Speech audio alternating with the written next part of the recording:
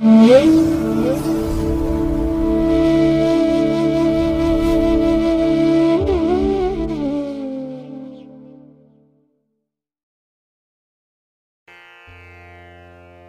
ಮಹಾಗಣಪತೇ ನಮಃ. ಶ್ರೀ ಗುರುಭ್ಯೋ ನಮಃ.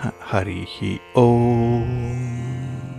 ಶ್ರುತಿ ಸ್ಮೃತಿ ಪುರಾಣಾನಾಂ ಆಲಯಂ ಕರುಣಾಲಯಂ ನಮಾಮಿ ಭಗವತ್ಪಾದಶಂಕರಂ ಲೋಕಶಂಕರಂ.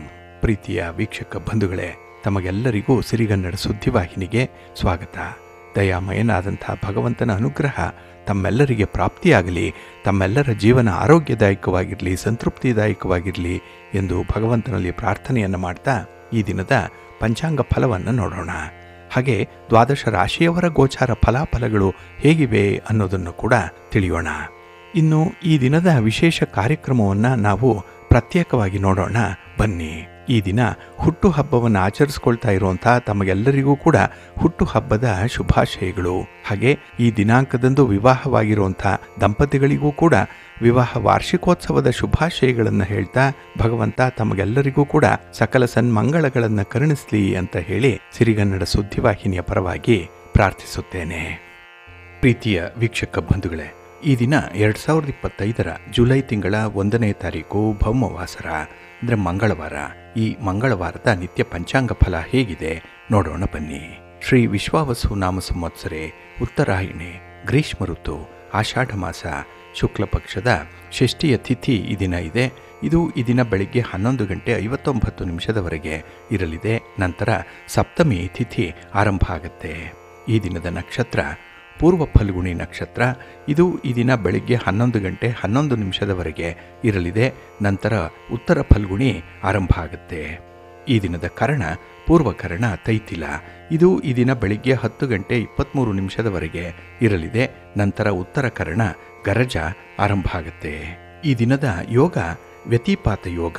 ಇದು ಈ ದಿನ ಸಂಜೆ 5:18 ಇರಲಿದೆ. ನಂತರ ವರಿಯಾಣ ಯೋಗ ಆರಂಭ ಆಗುತ್ತೆ. ಈ ದಿನ ದಿಕ್ಶೂಲೆ ಇರುವಂಥದ್ದು ಉತ್ತರ ದಿಕ್ಕಿಗೆ. ಇನ್ನು ಈ ದಿನ ಸೂರ್ಯ ಇರುವಂಥ ರಾಶಿ ಮಿಥುನ, ಚಂದ್ರ ಇರುವಂಥ ರಾಶಿ ಸಿಂಹ.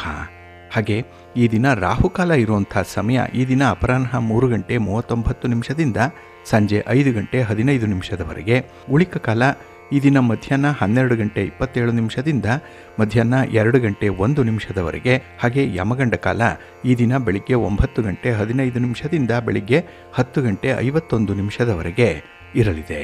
ಇನ್ನು ಈ ದಿನ ದುಷ್ಟ ಮುಹೂರ್ತ ಇರುವಂಥ ಸಮಯ ಈ ದಿನ ಬೆಳಿಗ್ಗೆ 8:13 ಬೆಳಿಗ್ಗೆ 9:09 ದುಷ್ಟ ಮುಹೂರ್ತದ ಸಮಯ. ಹಾಗಾಗಿ ಈ ಸಮಯದಲ್ಲಿ ಯಾವುದೇ ಪ್ರಯಾಣವನ್ನಾಗಲಿ ಯಾವುದೇ ಶುಭ ಕಾರ್ಯಗಳನ್ನಾಗಲಿ ಆರಂಭ ಮಾಡಬೇಡಿ. ಏಕೆಂದರೆ ನೀವು ಯಾವುದೇ ಕೆಲಸ ಕಾರ್ಯಗಳನ್ನು ಈ ದುಷ್ಟ ಮುಹೂರ್ತ ಇರುವಂಥ ಸಮಯದಲ್ಲಿ ಆರಂಭ ಮಾಡಿದರೆ ಅದರಿಂದ ಬರುವಂಥ ಫಲಿತಾಂಶಗಳು ಅಷ್ಟೊಂದು ಅನುಕೂಲಕರವಾಗಿ ಇರೋದಿಲ್ಲ. ಅದರಿಂದಲೇ ಈ ದುಷ್ಟ ಮುಹೂರ್ತವನ್ನು ಅವಾಯ್ಡ್ ಮಾಡುವಂಥದ್ದು ತುಂಬ ಉತ್ತಮ. ಇನ್ನು ಈ ದಿನ ಅಭಿಜಿತ್ ಮುಹೂರ್ತ ಇರುವಂಥ ಸಮಯ ಈ ದಿನ ಬೆಳಿಗ್ಗೆ 11:56 ಮಧ್ಯಾಹ್ನ 12:52 ಅಭಿಜಿತ್ ಮುಹೂರ್ತ ಇರುವಂಥ ಸಮಯ.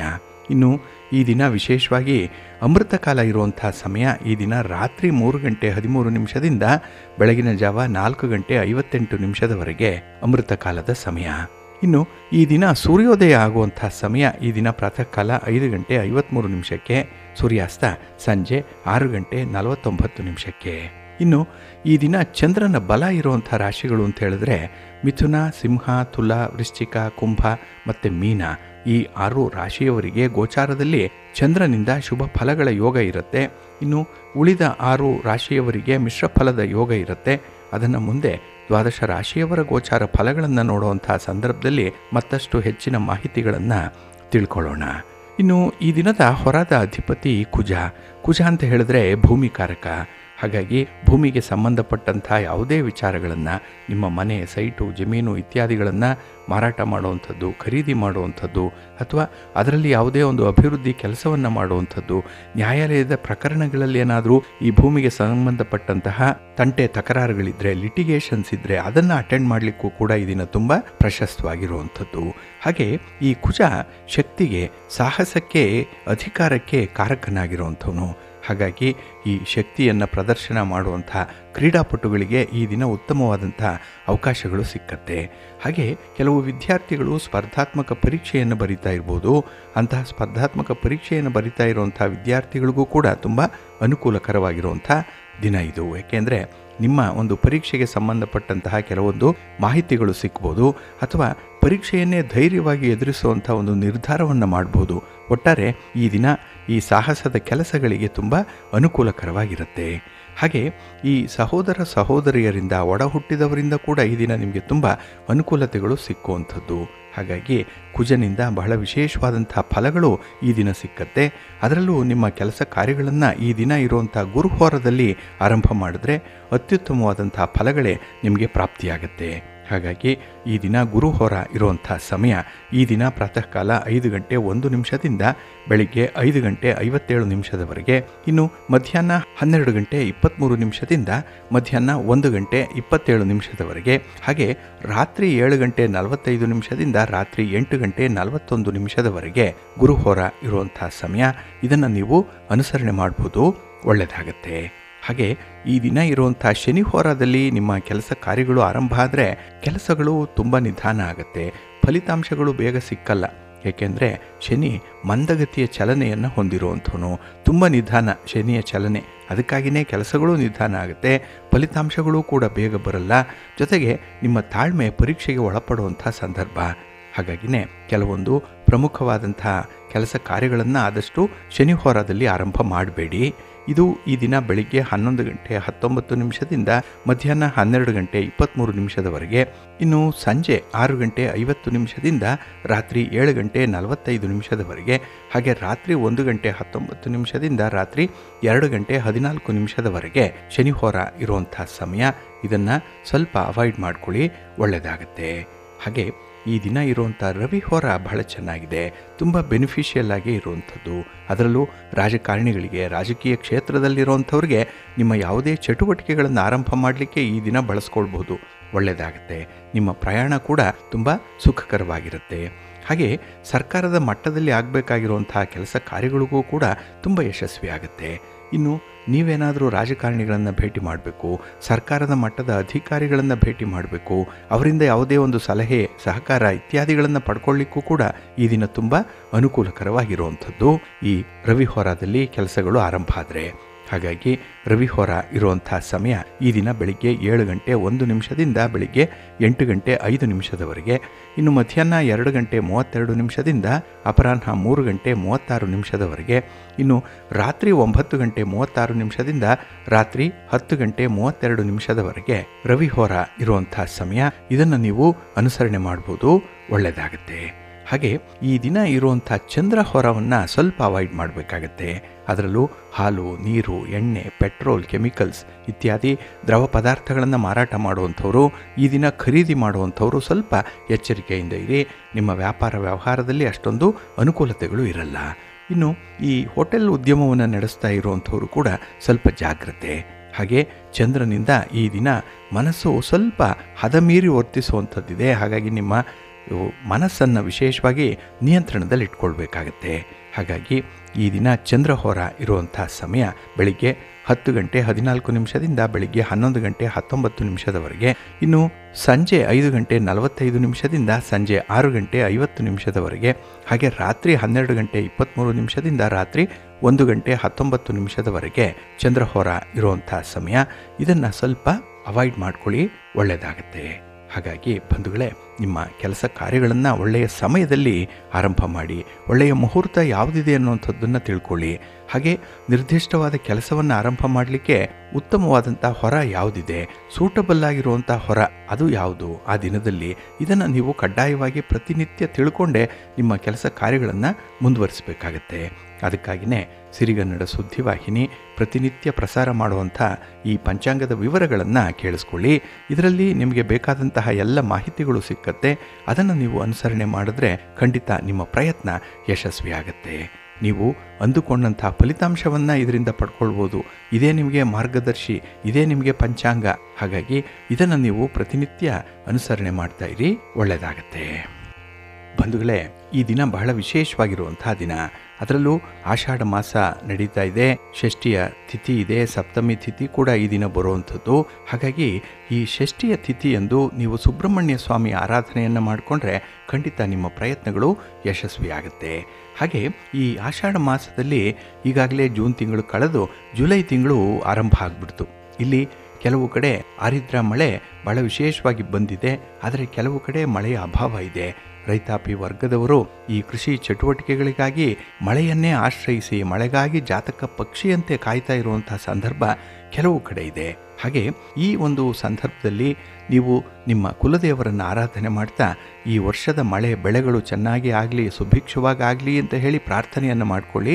ನಿಮಗೆ ಅಲ್ಪ ಸ್ವಲ್ಪ ಮನಸ್ಸಿಗೆ ಸಮಾಧಾನವಾದರೂ ಸಿಕ್ಕತ್ತೆ. ಹಾಗೆ ಈ ಆಷಾಢ ಮಾಸದಲ್ಲಿ ಕೆಲವೊಂದು ಕೆಲಸಗಳನ್ನು ಮಾಡಿದ್ರೆ ಅದೃಷ್ಟ ಹುಡುಕಿಕೊಂಡು ಬರುತ್ತೆ ಅನ್ನುವಂಥದ್ದು ಹಿರಿಯರ ಅನುಭವದ ಮಾತು ಕೂಡ ಇದೆ. ಇಲ್ಲಿ ಆಷಾಢ ಮಾಸದಲ್ಲಿ ಯಜ್ಞ ಯಾಗಾದಿಗಳನ್ನು ಮಾಡಲಿಕ್ಕೆ ಮತ್ತು ಧಾರ್ಮಿಕ ಆಚರಣೆಗಳನ್ನು ನಡೆಸಲಿಕ್ಕೆ ತುಂಬ ಪ್ರಶಸ್ತವಾಗಿರುವಂಥ ಸಮಯ. ಆದರೆ ಮನೆಯಲ್ಲಿ ಶುಭ ಕಾರ್ಯಗಳನ್ನು ಮಾಡಬಾರ್ದು, ದೇವತಾ ಕಾರ್ಯಗಳನ್ನು ಮಾಡ್ಬೋದು. ಆಷಾಢ ಮಾಸದಲ್ಲಿ ಯಜ್ಞಗಳನ್ನು ಮಾಡೋದರಿಂದ ಅದರ ಫಲವೂ ಕೂಡ ಶೀಘ್ರವಾಗಿ ಪ್ರಾಪ್ತಿಯಾಗುತ್ತೆ. ಅಷ್ಟೇ ಅಲ್ಲ, ಇದರ ಜೊತೆ ಜೀವನದಲ್ಲಿ ಸುಖ ಸಮೃದ್ಧಿಯ ಆಗಮನ ಕೂಡ ಆಗುವಂಥದ್ದು ಇದೆ. ಹಾಗಾಗಿ ಈ ಆಷಾಢ ಮಾಸದಲ್ಲಿ ಈ ದೇವತಾ ಕಾರ್ಯಗಳ ಬಗ್ಗೆ ಸ್ವಲ್ಪ ನೀವು ಗಮನ ಹರಿಸಬೇಕು.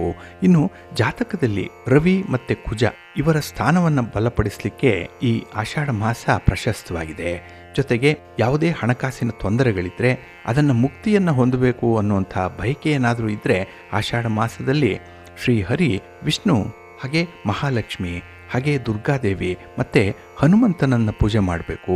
ಇವರನ್ನು ಪೂಜೆ ಮಾಡೋದ್ರಿಂದ ವಿಶೇಷವಾಗಿ ನಿಮಗೆ ಫಲಗಳು ಲಭಿಸುತ್ತೆ. ಇನ್ನು ಆಷಾಢ ಮಾಸದಲ್ಲಿ ಸೂರ್ಯೋದಯಕ್ಕೆ ಮುಂಚೆ ಎದ್ದು ಸ್ನಾನಾದಿಗಳನ್ನು ಮುಗಿಸಿ ಸೂರ್ಯ ದೇವರಿಗೆ ಅರ್ಘ್ಯವನ್ನು ಸಮರ್ಪಣೆ ಮಾಡಿದ್ರೆ ನಂತರ ಸೂರ್ಯ ನಮಸ್ಕಾರವನ್ನು ಮಾಡಿಕೊಂಡ್ರೆ ನಿಮಗೆ ಆರೋಗ್ಯದಲ್ಲಿ ಬಹಳ ವಿಶೇಷವಾದಂತಹ ಒಂದು ಚೇತರಿಕೆ ಕಂಡುಬರುತ್ತೆ. ಹಾಗಾಗಿ ಈ ಆಷಾಢ ಮಾಸದಲ್ಲೇ ಸೂರ್ಯದೇವನನ್ನು ಪೂಜೆ ಮಾಡೋದ್ರಿಂದ ದೈಹಿಕ ತೊಂದರೆಗಳು ಏನಾದರೂ ಇದ್ದರೆ ಅದು ದೂರವಾಗುತ್ತೆ ಅನ್ನುವಂಥದ್ದು ಇದೆ. ಹಾಗಾಗಿ ಇಲ್ಲಿ ಸೂರ್ಯನನ್ನು ಆರೋಗ್ಯದ ದೇವರು ಅಂತ ಹೇಳಿ ಕರೆಯುವಂಥದ್ದು ಈ ಕಾರಣಕ್ಕಾಗಿಯೇ. ಇನ್ನು ಆಷಾಢ ಮಾಸದಲ್ಲಿ ಅನೇಕ ಉಪವಾಸ ವ್ರತಗಳು ಕೂಡ ಬರುತ್ತೆ, ಹಬ್ಬ ಹರಿದಿನಗಳು ಬರುತ್ತೆ, ರಥೋತ್ಸವಗಳು ಬರುತ್ತೆ. ಅದರಲ್ಲೂ ಈ ದೇವಶಯನಿ ಏಕಾದಶಿ ಇರ್ಬೋದು, ಗುಪ್ತ ನವರಾತ್ರಿ ಇರ್ಬೋದು, ಆಷಾಢ ಪೂರ್ಣಿಮೆ ಆಚರಣೆ, ಆಷಾಢ ಅಮಾವಾಸ್ಯೆ ಆಚರಣೆ ಮತ್ತು ಯೋಗಿನಿ ಏಕಾದಶಿ, ಹೀಗೆ ಈ ಧಾರ್ಮಿಕ ಉಪವಾಸಗಳನ್ನು ಮಾಡಲಿಕ್ಕೆ ಈ ತಿಂಗಳಿನಲ್ಲಿ ತುಂಬ ದಿನಗಳಿದೆ. ಹಾಗಾಗಿ ನಿಮಗೆ ಸಾಧ್ಯ ಆದರೆ ಹಬ್ಬಗಳನ್ನು ಆಚರಣೆ ಮಾಡಿ, ಪೂಜಾದಿಗಳನ್ನು ಮಾಡಿ, ಉಪವಾಸ ವ್ರತವನ್ನು ಮಾಡಿ, ಇದರಿಂದ ನಿಮ್ಮ ಇಷ್ಟಾರ್ಥ ನೆರವೇರುತ್ತೆ. ಇನ್ನು ಈ ಆಷಾಢ ಮಾಸದಲ್ಲಿ ಸ್ನಾನದ ಜೊತೆಗೆ ದಾನಕ್ಕೂ ಕೂಡ ವಿಶೇಷವಾದಂಥ ಒಂದು ಮಹತ್ವ ಇದೆ. ಅದಕ್ಕಾಗಿಯೇ ನಿಮ್ಮ ಶಕ್ತಿ ಸಾಮರ್ಥ್ಯಕ್ಕೆ ಅನುಗುಣವಾಗಿ ಆಷಾಢ ಮಾಸದಲ್ಲಿ ಅಗತ್ಯ ಇರೋವಂಥವ್ರಿಗೆ ದಾನವನ್ನು ಮಾಡಬೇಕು, ದಕ್ಷಿಣೆಯನ್ನು ನೀಡಬೇಕು. ಅದರಲ್ಲೂ ಈ ಆಷಾಢ ಮಾಸದಲ್ಲಿ ಕೊಡೆಯನ್ನು, ನೆಲ್ಲಿಕಾಯಿಯನ್ನು, ಚಪ್ಪಲಿಯನ್ನು, ಉಪ್ಪು ಇತ್ಯಾದಿಗಳನ್ನು ದಾನ ಮಾಡುವಂಥದ್ದು ತುಂಬ ಶ್ರೇಷ್ಠ. ಹೀಗೆ ಮಾಡುವುದರಿಂದ ವಿಷ್ಣುವಿನ ಅನುಗ್ರಹ ಉಂಟಾಗುತ್ತೆ, ಮಹಾಲಕ್ಷ್ಮಿಯ ಅನುಗ್ರಹ ಉಂಟಾಗುತ್ತೆ. ಇದರಿಂದ ನಿಮಗೆ ಉತ್ತಮವಾದಂಥ ಅದೃಷ್ಟಗಳು ಲಭಿಸತ್ತೆ ಅನ್ನುವಂಥ ವಿಚಾರ ಧರ್ಮಶಾಸ್ತ್ರದಲ್ಲಿದೆ. ಹಾಗಾಗಿ ಆಷಾಢ ಮಾಸ ಅಂತ ಹೇಳಿದ್ರೆ ನೀವು ಸುಮ್ಮನೆ ಕೂರುವಂಥದ್ದಲ್ಲ, ಅದಕ್ಕೆ ಬದಲಾಗಿ ದೈವಿಕ ಕಾರ್ಯಗಳನ್ನು ಮಾಡುವಂಥದ್ದು, ನಿಮ್ಮ ಮನೆ ದೇವರ ದರ್ಶನವನ್ನು ಮಾಡುವಂಥದ್ದು ಇತ್ಯಾದಿ ಚಟುವಟಿಕೆಗಳನ್ನು ನೀವು ಮಾಡಬಹುದು. ಹಾಗೆ ಕೃಷಿ ಚಟುವಟಿಕೆಗಳಿಗೆ ಸ್ವಲ್ಪ ಬಿಡುವು ಸಿಕ್ಕಾಗ ಈ ಒಂದು ಕೆಲಸಗಳನ್ನು ನೀವು ಮುಂದುವರಿಸ್ತಾ ಇರಿ. ಖಂಡಿತ ನಿಮಗೆ ಒಳ್ಳೆಯ ಫಲ ನಿಮ್ಮ ಪ್ರಯತ್ನಕ್ಕೆ ಸಿಕ್ಕತ್ತೆ. ಇನ್ನು ಬಂಧುಗಳೇ, ನಾವು ಬಹಳಷ್ಟು ಸಮಯ ಕೆಲವೊಂದು ವಿಚಾರಗಳನ್ನು ಕೇಳ್ತಾ ಇರ್ತೇವೆ. ಅದರಲ್ಲೂ ಬಹಳ ಮುಖ್ಯವಾಗಿ ನಮಗೆ ಶತ್ರುಗಳು ತುಂಬ ಇದ್ದಾರೆ, ಶತ್ರುಗಳ ಕಾಟ ಜಾಸ್ತಿ ಇದೆ. ನೆರೆಹೊರೆಯವರಿಂದ, ಬಂಧು ಬಾಂಧವರಿಂದ, ಅದರಲ್ಲೂ ಸ್ನೇಹಿತರಿಂದ ಕೂಡ ನಮಗೆ ತೊಂದರೆಗಳಾಗ್ತಾ ಇದೆ. ಅವರು ನಮ್ಮ ಬಗ್ಗೆ ದ್ವೇಷ ಸಾಧನೆ ಮಾಡ್ತಾ ಇದ್ದಾರೆ, ನಮ್ಮ ಮೇಲೆ ಏನೋ ಮಾಟ ಮಂತ್ರ ಪ್ರಯೋಗವನ್ನು ಮಾಡಿದ್ದಾರೆ. ಹಾಗಾಗಿ ನಮಗೆ ಯಾವ ಕ್ಷೇತ್ರದಲ್ಲೂ ಕೂಡ ಏಳಿಗೆ ಆಗ್ತಾ ಇಲ್ಲ ಅನ್ನುವಂಥ ವಿಚಾರವನ್ನು ಕೆಲವರು ಆಗಾಗ್ಗೆ ತಿಳಿಸ್ತಾ ಇರ್ತಾರೆ. ಅಂಥ ಬಾಧೆಗಳು ನಿಮಗೂ ಕೂಡ ಆಗ್ತಾ ಇರ್ಬೋದು ಜೀವನದಲ್ಲಿ. ಹಾಗಾಗಿ ನಮಗೆ ಆಂತರಿಕ ಶತ್ರುಗಳು, ಬಾಹ್ಯ ಮಿತ್ರರು ಬಹಳ ವಿಶೇಷವಾಗಿ ನಮ್ಮ ಜೀವನದಲ್ಲಿ ಸಹಾಯ ಮಾಡುವಂಥ ಸಂದರ್ಭಗಳಿರುತ್ತೆ.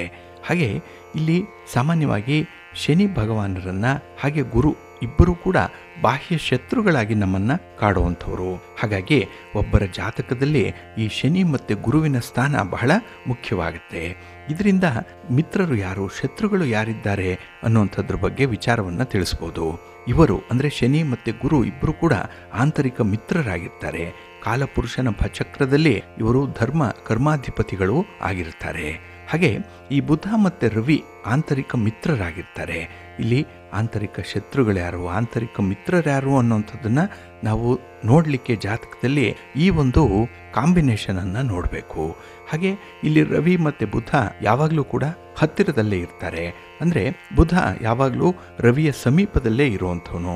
ಹಾಗೆ ಜಾತಕರಿಗೆ ಒಳ್ಳೆಯ ಯೋಗವನ್ನು ನೀಡಿ ಅವರಲ್ಲಿ ಬುದ್ಧಿಗೆ ಕಾರಣನಾಗಿ ಉನ್ನತ ಮಟ್ಟದ ಶಿಕ್ಷಣ ಪಡ್ಕೊಳ್ಳುವಂಥದ್ದು, ಒಂದು ಸಮಾಜದಲ್ಲಿ ಸ್ಥಾನಮಾನವನ್ನು ಪಡ್ಕೊಳ್ಳುವಂಥದ್ದು, ಕೀರ್ತಿಗೆ ಕಾರಣವಾಗುವಂಥ ಸಂದರ್ಭಗಳಿರುತ್ತೆ ಬುಧ ಮತ್ತು ರವಿಯಿಂದ. ಇನ್ನು ಶುಕ್ರ ಮತ್ತು ಕುಜ ಇವರಿಬ್ಬರೂ ಕೂಡ ಬಾಹ್ಯ ಶತ್ರುಗಳು, ಆದರೆ ಆಂತರ್ಯದಲ್ಲಿ ಮಿತ್ರರಾಗಿರ್ತಾರೆ. ಜಾತಕನಿಗೆ ಸುಖ ಸಂತೋಷವನ್ನು ನೀಡುವಂಥವರು ಇಲ್ಲಿ ಶುಕ್ರ ಮತ್ತು ಕುಜ. ಹಾಗೆ ನಮ್ಮ ಜೀವನದಲ್ಲಿ ನೀವೊಂದು ಅನುಭವಕ್ಕೆ ಬಂದಿರ್ಬೋದು, ಯಾರೂ ಕೂಡ ಯಾರಿಗೂ ಸ್ನೇಹಿತರಲ್ಲ ಮತ್ತು ಯಾರೂ ಕೂಡ ಇನ್ನೊಬ್ಬ ವ್ಯಕ್ತಿಗೆ ಶತ್ರುಗಳು ಅಲ್ಲ. ನಿಮ್ಮ ಸ್ನೇಹಿತ ಅಥವಾ ಶತ್ರು ಅಂತ ಹೇಳಿ ಯಾರನ್ನಾದರೂ ನಿಮಗೆ ಬಾಧಿಸುವಂಥ ಸಂದರ್ಭಗಳು ಬಂದರೆ ಅದು ಆ ಉದ್ದೇಶ ಮತ್ತು ಪರಿಸ್ಥಿತಿಯನ್ನು ಅವಲಂಬಿಸಿರುತ್ತೆ. ಇಲ್ಲಿ ಕಾಡಿಗೆ ಬೆಂಕಿ ಹೊತ್ತಿಕೊಂಡಾಗ ಗಾಳಿ ಸ್ವಇಚ್ಛೆಯಿಂದ ಅದರ ಮಿತ್ರನಾಗ್ತಾನೆ. ನೈತಿಕತೆ ಅಂತ ಹೇಳಿದ್ರೆ ಒಬ್ಬ ವ್ಯಕ್ತಿಗೆ ಶಕ್ತಿ ಸಂಪತ್ತು ಇಲ್ಲದೆ ಇದ್ದರೆ ಅವನಿಗೆ ಸ್ನೇಹಿತರು ಕೂಡ ಇರಲ್ಲ. ಜನರಲ್ಲಿ ಪ್ರಬಲ ವ್ಯಕ್ತಿಗಳೊಂದಿಗೆ ಸ್ನೇಹ ಬೆಳೆಸುವಂಥ ಮತ್ತು ದುರ್ಬಲರೊಂದಿಗೆ ಬಡವರೊಂದಿಗೆ ಸ್ನೇಹವನ್ನು ತಪ್ಪಿಸುವಂಥ ಪ್ರವೃತ್ತಿ ಇರುತ್ತೆ. ಹಾಗಾಗಿನೇ ಜ್ಯೋತಿಷ್ಯದ ಪ್ರಕಾರ ಹೆಚ್ಚಿನ ಗ್ರಹಗಳು ವಿಶೇಷವಾಗಿ ಲಗ್ನದಲ್ಲಿ, ಹಾಗೆ ಚಂದ್ರ ಮತ್ತು ದಶಮಾಧಿಪತಿ ಮಿತ್ರ ರಾಶಿಗಳಲ್ಲಿದ್ದಾಗ ಜಾತಕರು ತಮ್ಮ ಸ್ನೇಹಿತರ ಸಹವಾಸವನ್ನು ತುಂಬ ಇಷ್ಟಪಡ್ತಾರೆ, ತುಂಬ ಆನಂದಿಸ್ತಾರೆ, ಒಬ್ಬರಿಗೊಬ್ಬರು ಪರಸ್ಪರ ಪ್ರೀತಿ ವಿಶ್ವಾಸದಿಂದ ಇರ್ತಾರೆ. ಆದರೆ ಅವರೇನಾದರೂ ಶತ್ರು ರಾಶಿಯಲ್ಲಿದ್ದಾಗ ಆಪ್ತ ಮಿತ್ರರೂ ಕೂಡ ಮಹಾಶತ್ರುಗಳಾಗಿ ಪರಿಣಮಿಸುವಂಥ ಸಾಧ್ಯತೆಗಳು ಜಾಸ್ತಿ ಇರುತ್ತೆ. ಹಾಗಾಗಿ ನಮ್ಮ ಜಾತಕದಲ್ಲಿ 11ನೇ ಮನೆ ಅಧಿಪತಿ ಮತ್ತು ಬುಧನ ಲಗ್ನದೊಂದಿಗಿರುವಂಥ ಸಂಬಂಧ ಏನಿದೆ, ಇದರ ಮೇಲೆ ಸ್ನೇಹಿತರು ಜೀವನದಲ್ಲಿ ಯಾವ ಪಾತ್ರವನ್ನು ವಹಿಸ್ತಾರೆ ಅಂತ ಹೇಳಿ ತಿಳ್ಕೊಳ್ಳಿಕ್ಕೆ ಸಾಧ್ಯ ಇದೆ. ಹಾಗಾಗಿನೇ ಇಲ್ಲಿ ಜ್ಯೋತಿಷ್ಯ ಶಾಸ್ತ್ರದಲ್ಲಿ ಚಂದ್ರ ಮನಃಕಾರಕ, 4ನೇ ಮನೆ ಪರಿಚಯಸ್ಥರನ್ನು ಪ್ರತಿನಿಧಿಸುತ್ತೆ, 11ನೇ ಮನೆ ಸ್ನೇಹಿತರನ್ನು ಪ್ರತಿನಿಧಿಸುತ್ತೆ, ಮತ್ತು ಲಗ್ನ ವ್ಯಕ್ತಿಯ ಮಾನಸಿಕ ಪ್ರವೃತ್ತಿಯನ್ನು ನಿರ್ಧಾರ ಮಾಡುತ್ತೆ. ಬುಧ ಮತ್ತು 3ನೇ ಮನೆ ಸಂವಹನವನ್ನು ಅಂದರೆ ನಮ್ಮ ಮಾತನ್ನು ಪ್ರತಿನಿಧಿಸುವಂಥದ್ದು. ಹಾಗಾಗಿ ಜಾತಕದಲ್ಲಿ ಲಗ್ನಾಧಿಪತಿ ಅಂದರೆ ಲಗ್ನದ ಅಧಿಪತಿ ಯಾವುದೇ ಬಾಧೆ ಇಲ್ಲದೆ ಉತ್ತಮ ಸ್ಥಾನದಲ್ಲಿದ್ದರೆ ವ್ಯಕ್ತಿ ತನ್ನ ಬಗ್ಗೆ ಆತ್ಮವಿಶ್ವಾಸವನ್ನು ಹೊಂದಿರ್ತಾನೆ ಮತ್ತು ಅವನನ್ನು ಸಾರ್ವಜನಿಕ ಕ್ಷೇತ್ರದಲ್ಲಿ ಹೆಚ್ಚು ಆಕರ್ಷಕವಾಗಿ ಕಾಣುವಂತೆ ಮಾಡ್ತಾನೆ. ಒಂದು ರೀತಿಯಲ್ಲಿ ಜನಾನುರಾಗಿ ಆಗುವಂಥದ್ದು, ಹಾಗೆ ಹೆಚ್ಚು ಜನರನ್ನು ಹಿಂಬಾಲಕರನ್ನಾಗಿ ಹೊಂದುವಂಥ ಸಾಧ್ಯತೆಗಳು, ನಾಯಕತ್ವದ ಗುಣಗಳನ್ನು ಹೊಂದುವಂಥ ಅವಕಾಶಗಳು ಕೂಡ ಇವರಿಗಿರುತ್ತೆ ಲಗ್ನಾಧಿಪತಿ ಉತ್ತಮವಾದಂತಹ ಸ್ಥಿತಿಯಲ್ಲಿದ್ದರೆ. ಇನ್ನು ಗುರುಗ್ರಹ ರಾಹು ಅಥವಾ ಕೇತು ಗ್ರಹದಿಂದ ಏನಾದರೂ ಬಾಧಿತವಾಗಿದ್ದರೆ ಅಂಥ ಸಂದರ್ಭದಲ್ಲಿ ಕೆಟ್ಟ ಜನರ ಸಂಪರ್ಕಕ್ಕೆ ಬರುವಂಥದ್ದಿದೆ. ಇದು ಸಮಸ್ಯೆಗಳಿಗೆ ಕಾರಣ ಆಗುತ್ತೆ. ಇದ್ದಕ್ಕಿದ್ದಾಗೇ ಒಬ್ಬ ಒಳ್ಳೆಯ ವ್ಯಕ್ತಿ ಕೆಟ್ಟ ನಡವಳಿಕೆಗಳನ್ನ ಹೊಂದುವಂಥದ್ದು, ಧೂಮಪಾನ, ಮದ್ಯಪಾನ ಅಥವಾ ಅನೈತಿಕ ವ್ಯವಹಾರಗಳು, ಸುಳ್ಳು ಹೇಳುವಂಥದ್ದು, ಅಥವಾ ಮನೆಯಲ್ಲಿ ಒಂದು ಕಳ್ಳತನ ಮಾಡುವಂಥದ್ದು, ಸ್ವಂತ ಮನೆಯಲ್ಲೇ ಕಳ್ಳತನ ಮಾಡುವಂಥವರು ಕೂಡ ಇದ್ದಾರೆ. ಇಂಥವ್ರಿಗೆ ಬಹಳ ವಿಶೇಷವಾಗಿ ಆಘಾತಗಳು ಆಗುತ್ತೆ. ಏಕೆಂದರೆ ಅಲ್ಲಿ ಗುರುಗ್ರಹ ರಾಹು ಮತ್ತು ಕೇತು ಈ ಗ್ರಹದ ಪ್ರಭಾವಕ್ಕೆ ಒಳಪಟ್ಟಿರೋದ್ರಿಂದ. ಇನ್ನು ಪಾಲುದಾರರ ಮನೆ ಅಂದರೆ ಪಾರ್ಟ್ನರ್ಶಿಪ್ ಮನೆ ಏನಿದೆ ಅದು 7ನೇ ಮನೆ. ಈ ಮನೆ ಏನಾದರೂ ಬಾಧಿತವಾಗಿದ್ದರೆ ಸ್ನೇಹಿತರು ಮತ್ತು ಪಾಲುದಾರರಿಂದ ಸಮಸ್ಯೆಗಳನ್ನು ಎದುರಿಸಬೇಕಾಗತ್ತೆ. ಹಾಗೆ ಈ ಕಳತ್ರ ಸ್ಥಾನ ಅಂತ ಹೇಳ್ತೀವಲ್ಲ 7ನೇ ಮನೆ, ಇದು ಏನಾದರೂ ಬಾಧಿತವಾಗಿದ್ದರೆ ನೀವು ವಿವಾಹ ಆದಂಥ ಪತಿಯಾಗಲಿ ಪತ್ನಿಯಾಗಲಿ ಅವರಿಂದ ಕೂಡ ತೊಂದರೆಗಳು ಉಂಟಾಗುತ್ತೆ, ಕಿರುಕುಳಗಳು ಆಗುವಂಥದ್ದು. ಹಾಗಾಗಿ ಮನಸ್ಸಿಗೆ ನೆಮ್ಮದಿ ಇಲ್ಲದೆ ಇರುವಂಥದ್ದು, ಜೀವನವೇ ಹದ ತಪ್ಪುವಂಥ ಸಾಧ್ಯತೆ ಈ ಒಂದು 7ನೇ ಮನೆ ಬಾಧಿತವಾಗಿದ್ದರೆ ಇರುತ್ತೆ. ಹಾಗೆ 6, 9, 10, 11ನೇ ಮನೆಗಳೇನಿದ್ರೆ ಅದು ಏನಾದರೂ ಬಾಧಿತವಾಗಿದ್ದರೂ ಕೂಡ ಸ್ನೇಹಿತರಿಂದ ಸಮಸ್ಯೆಗಳು ಉಂಟಾಗುತ್ತೆ. ಹಾಗಾಗಿ ನೀವು ಯಾರನ್ನೂ ಕೂಡ ಅತಿಯಾಗಿ ನಂಬುವ ಹಾಗಿಲ್ಲ, ಯಾರನ್ನೂ ತಿರಸ್ಕರಿಸುವಂತೆಯೂ ಇಲ್ಲ. ಹಾಗಾಗಿನೇ ಈ ಕತ್ತಿಯ ಅಲಗಿನ ಮೇಲೆ ನಡೆದಂತೆ ಜೀವನ ಇರಬೇಕಾಗತ್ತೆ. ಅಂತಹ ಸಂದರ್ಭದಲ್ಲಿ ನಿಮಗೆ ಸ್ನೇಹಿತರಿಂದ ಸಮಸ್ಯೆಗಳು ಉಂಟಾದಾಗ ಪರಿಹಾರ ಮಾಡಿಕೊಳ್ಳುವಂಥ ಒಂದು ಪ್ರಯತ್ನವನ್ನು ಕೂಡ ಮಾಡ್ತಾ ಇರಬೇಕಾಗತ್ತೆ. ಇನ್ನು ಬಾಧಿತ ಶುಕ್ರ ಮಹಿಳಾ ಸ್ನೇಹಿತರಿಂದ ಸಮಸ್ಯೆಗಳನ್ನು ಉಂಟು ಮಾಡ್ತಾನೆ. ಹಾಗಾಗಿ ಜಾತಕದಲ್ಲಿ ಶುಕ್ರನ ಪಾತ್ರ ಕೂಡ ಬಹಳ ಮುಖ್ಯ. ಶುಕ್ರ ಏನಾದರೂ ಕೆಟ್ಟಿದ್ರೆ, ಶುಕ್ರನ ಅನುಗ್ರಹ ಇಲ್ಲ ಅಂತ ಹೇಳಿದ್ರೆ ಅಲ್ಲಿ ಈ ಸ್ತ್ರೀ ವರ್ಗದವರಿಂದ ವಿಶೇಷವಾಗಿ ಕಾನೂನಿನ ಸಮಸ್ಯೆಗಳು ಬರುತ್ತೆ. ಅವರಿಂದ ಏನೋ ಬಾಧೆಗೆ ಒಳಪಡುವಂಥ ಸಾಧ್ಯತೆ ಇರುತ್ತೆ. ಹಾಗಾಗಿ ಅವರ ಕೈ ಮೇಲಾಗುವಂಥದ್ದು, ಅವರು ನಿಮ್ಮನ್ನೇ ಆಟ ಆಡಿಸ್ಬಿಡ್ತಾರೆ, ಅಂಥ ಒಂದು ಪರಿಸ್ಥಿತಿ ಕೂಡ ಬರುತ್ತೆ. ಇಲ್ಲಿ ಶುಕ್ರ ಏನಾದರೂ ಬಾಧಿತನಾಗಿದ್ದರೆ ಈ ಸ್ತ್ರೀ ಜಾತಕದಲ್ಲಿ ಈ ರೀತಿಯ ಬದಲಾವಣೆಗಳಾಗತ್ತೆ. ಹಾಗಾಗಿ ಬಂಧುಗಳೇ, ಈ ಮಿತ್ರರು ಯಾರೋ, ಶತ್ರುಗಳ್ಯಾರೋ, ಯಾರು ಯಾವ ಸಮಯಕ್ಕೆ ಕೈ ಕೊಡ್ತಾರೆ, ಯಾರು ಯಾವ ಸಮಯದಲ್ಲಿ ಬಂದು ನಮಗೆ ಸಹಕಾರಿಯಾಗಿರ್ತಾರೆ, ಏನನ್ನೂ ಕೂಡ ಊಹೆ ಮಾಡಲಿಕ್ಕೆ ಸಾಧ್ಯ ಇಲ್ಲ. ಆದರೆ ಹಿಂದೆ ನಮ್ಮ ಹಿರಿಯರು ಈ ಮನಃಶಾಸ್ತ್ರವನ್ನು ಚೆನ್ನಾಗಿ ಅರಿತುಕೊಂಡಿದ್ರು. ಹಾಗಾಗಿ ಇಂಥವರಿಂದ ಇಂಥದ್ದೇ ಸಹಾಯ ಸಿಕ್ಕತ್ತೆ ಅನ್ನೋವಂಥದ್ದನ್ನು ನಿಖರವಾಗಿ ಹೇಳಲಿಕ್ಕೆ ಅವ್ರಿಗೆ ಸಾಧ್ಯ ಇತ್ತು.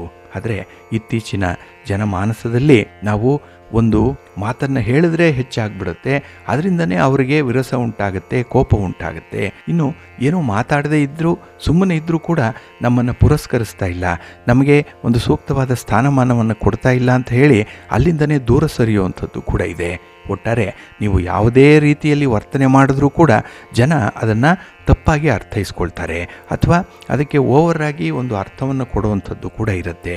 ಹಾಗಾಗಿ ಈ ಗೆಳೆತನ ಅನ್ನುವಂಥದ್ದು, ಹಾಗೆ ಪಾರ್ಟ್ನರ್ಶಿಪ್ಪಲ್ಲಿ ಮಾಡುವಂಥ ವ್ಯವಹಾರ ಅನ್ನುವಂಥದ್ದು ಇಲ್ಲಿ ಬಹಳ ವಿಶೇಷವಾಗಿ ನಾವು ಬಹಳ ಶ್ರದ್ಧೆಯಿಂದ, ಎಲ್ಲೂ ಕೂಡ ಲೋಪ ಆಗದಂತೆ ಎಚ್ಚರಿಕೆಯಿಂದ ನಾವು ಮುನ್ನಡಿಬೇಕಾಗತ್ತೆ. ಹಾಗಾಗಿ ಈ ಆಷಾಢ ಮಾಸದಲ್ಲಿ ವಿಶೇಷವಾಗಿ ವ್ಯಾಪಾರಸ್ಥರಿಗೆ, ವ್ಯವಹಾರಸ್ಥರಿಗೆ, ಪಾರ್ಟ್ನರ್ಶಿಪ್ಪಲ್ಲಿ ವ್ಯವಹಾರ ಮಾಡುವಂಥವ್ರಿಗೆ ಉತ್ತಮವಾದಂಥ ಅವಕಾಶಗಳಿದೆ. ಅದರಲ್ಲೂ ಈ ಆಷಾಢ ಶುಕ್ರವಾರದ ದಿನ ಮಹಾಲಕ್ಷ್ಮಿಯನ್ನು, ಮಹಾವಿಷ್ಣುವನ್ನು ಆರಾಧನೆ ಮಾಡೋದ್ರಿಂದ ನಿಮ್ಮ ವ್ಯಾಪಾರ ವ್ಯವಹಾರಗಳು ಲಾಭದಾಯಕವಾಗಿ ಮುನ್ನಡೆಯುತ್ತೆ, ಸಂಪತ್ತು ಸಮೃದ್ಧಿಯಾಗಿ ನಿಮ್ಮ ಕೈ ಸೇರುತ್ತೆ. ಹಾಗಾಗಿ ಈ ಆಷಾಢ ಮಾಸದಲ್ಲಿ ವಿಶೇಷವಾಗಿ ಬರುವಂಥ ದಿನಗಳನ್ನು ತುಂಬ ಚೆನ್ನಾಗಿ ಬಳಸ್ಕೊಳ್ಳಿ. ಅಪರೂಪಕ್ಕೆ ಬರುವಂಥದ್ದು, ವರ್ಷಕ್ಕೆ ಒಂದೇ ಬಾರಿ ಬರುವಂಥ ಆಷಾಢ ಮಾಸ, ಇದರ ಪೂರ್ಣ ಪ್ರಯೋಜನವನ್ನು ಪಡ್ಕೊಂಡು ನಿಮ್ಮ ವ್ಯವಹಾರಗಳನ್ನು, ನಿಮ್ಮ ಚಟುವಟಿಕೆಗಳನ್ನು ಗಟ್ಟಿಗೊಳಿಸ್ಕೊಳ್ಳಿ. ಅದಕ್ಕಾಗಿಯೇ ಮಹಾವಿಷ್ಣು, ಮಹಾಲಕ್ಷ್ಮಿ, ಪಾರ್ವತಿ ಅಮ್ಮನವರು, ಪರಶಿವ, ಶಿವನ ಪರಿವಾರ ದೇವತೆಗಳು ಎಲ್ಲರೂ ಕೂಡ ನೀವು ನಂಬಿರುವಂತಹ ದೇವರು, ನಿಮ್ಮ ಮನೆ ದೇವರು, ಕುಲದೇವರ ಅನುಗ್ರಹ ನಿಮಗೆ ಚೆನ್ನಾಗಿ ಪ್ರಾಪ್ತಿಯಾಗುತ್ತೆ. ಹಾಗಾಗಿ ಆಷಾಢ ಮಾಸದಲ್ಲಿ ನಾವು ಹೇಳುವಂಥ ಈ ಪುಟ್ಟ ಪುಟ್ಟ ಪರಿಹಾರಗಳನ್ನು ಮಾಡ್ತಾ ನಿಮ್ಮ ದೇವತಾ ಆರಾಧನೆಯನ್ನು, ನಿಮ್ಮ ಮನೆ ದೇವರ, ಕುಲದೇವರ ಪೂಜೆ ಪುನಸ್ಕಾರಗಳನ್ನು, ಆರಾಧನೆಯನ್ನು ಮುಂದುವರಿಸ್ತಾ ಇರಿ. ಒಳ್ಳೆಯದಾಗತ್ತೆ. ಪ್ರೀತಿಯ ಬಂಧುಗಳೇ, ಇನ್ನು ಮುಂದೆ ದ್ವಾದಶ ರಾಶಿಯವರ ಗೋಚಾರ ಫಲಗಳು ಹೇಗಿವೆ ನೋಡೋಣ ಬನ್ನಿ. ಮೊದಲಿಗೆ ಮೇಷರಾಶಿ. ಮೇಷರಾಶಿಯವರಿಗೆ ಈ ದಿನ ಪಂಚಮದಲ್ಲಿ ಚಂದ್ರ ಇರೋದ್ರಿಂದ ನಿಮ್ಮ ಪ್ರಗತಿಯತ್ತ ನಿಮ್ಮ ಲಕ್ಷ್ಯ ಇರಬೇಕು. ನಿಮ್ಮ ಕೆಲಸ ಕಾರ್ಯಗಳನ್ನು ಗುರಿಯತ್ತ ತಲುಪಿಸುವಲ್ಲಿ ನಿಮ್ಮ ಒಂದು ಶ್ರಮ ವಿಶೇಷವಾಗಿ ಕಾಣಿಸ್ಬೇಕು. ಹಾಗಾಗಿ ಯಾವುದೂ ಕೂಡ ಈ ದಿನ ನಿಮಗೆ ಸುಲಭಕ್ಕೆ ಸಿಕ್ಕಲ್ಲ. ಪ್ರಯತ್ನ ಪಟ್ಟರೆ ಮಾತ್ರ ನಿಮಗೆ ಫಲ, ಕೈ ಕೆಸರಾದರೆ ಮಾತ್ರ ನಿಮಗೆ ಬಾಯಿ ಮೊಸರಾಗುವಂಥ ಸಂದರ್ಭ ಇದು. ಹಾಗೆ ಈ ದಿನದ ಮೊದಲ ಭಾಗದಲ್ಲಿ ನಿಮ್ಮ ಮಾರ್ಗದರ್ಶನ ಏನಿದೆ ಅದನ್ನು ಬಹಳ ವಿಶೇಷವಾಗಿ ಪಡ್ಕೊಳ್ಳುವಂಥದ್ದಿದೆ. ಅದರಲ್ಲೂ ರವಿಯಿಂದ ಒಳ್ಳೆಯ ದಾರಿ ನಿಮಗೆ ಸಿಕ್ಕತ್ತೆ. ಹಾಗೆ ಈ ಕೆಲಸದ ಕಾಲಾವಧಿಯಲ್ಲಿ ಸ್ವಲ್ಪ ಗಲಿಬಿಲಿ, ಗೊಂದಲ ಉಂಟಾಗುವಂಥದ್ದು ಕೂಡ ಇರುತ್ತೆ. ಅದನ್ನು ಆದಷ್ಟು ಬೇಗ ನೀವು ಪರಿಹಾರ ಮಾಡಿಕೊಳ್ಳುವಂಥ ಒಂದು ಪ್ರಯತ್ನದಲ್ಲೇ ಇರಿ. ಇನ್ನು ಈ ದಿನ ಬಿತ್ತಿದ್ದೇ ಬೆಳೆ. ಹಾಗಾಗಿ ನೀವು ಯಾವ ಕೆಲಸವನ್ನು ಮಾಡ್ತೀರೋ, ಯಾವ ಕಡೆ ನಿಮ್ಮ ಓರಿಯೆಂಟೇಷನ್ ಇರುತ್ತೋ ಅಂಥದ್ದೇ ಫಲಗಳು ನಿಮಗೆ ಸಿಕ್ಕತ್ತೆ. ಹಾಗಾಗಿ ನಿಮ್ಮ ಆಯ್ಕೆ ನಿಮ್ಮ ಕೈಯಲ್ಲಿರುತ್ತೆ. ಇದನ್ನು ನೀವು ಎಚ್ಚರಿಕೆಯಿಂದ ನೀವು ಅನುಸರಣೆ ಮಾಡಬೇಕು. ಆದರೆ ಈ ದಿನ ಸ್ತ್ರೀ ವರ್ಗದವರಿಂದ ಯಾವುದೇ ರೀತಿಯ ಚರ್ಚೆಗೆ ಅವಕಾಶಗಳನ್ನು ಕಲ್ಪಿಸಬೇಡಿ. ಹಾಗಾಗಿ ಈ ಆರ್ಗ್ಯುಮೆಂಟ್ ಅನ್ನುವಂಥದ್ದು ಈ ದಿನ ಬರಬಾರ್ದು. ಇನ್ನು ಈ ಪ್ರಯಾಣದಲ್ಲಿ ಆಕಸ್ಮಿಕ ಬದಲಾವಣೆಗಳನ್ನು ಮಾಡಿಕೊಳ್ಳುವಂಥದ್ದು ಕೂಡ ಇರುತ್ತೆ.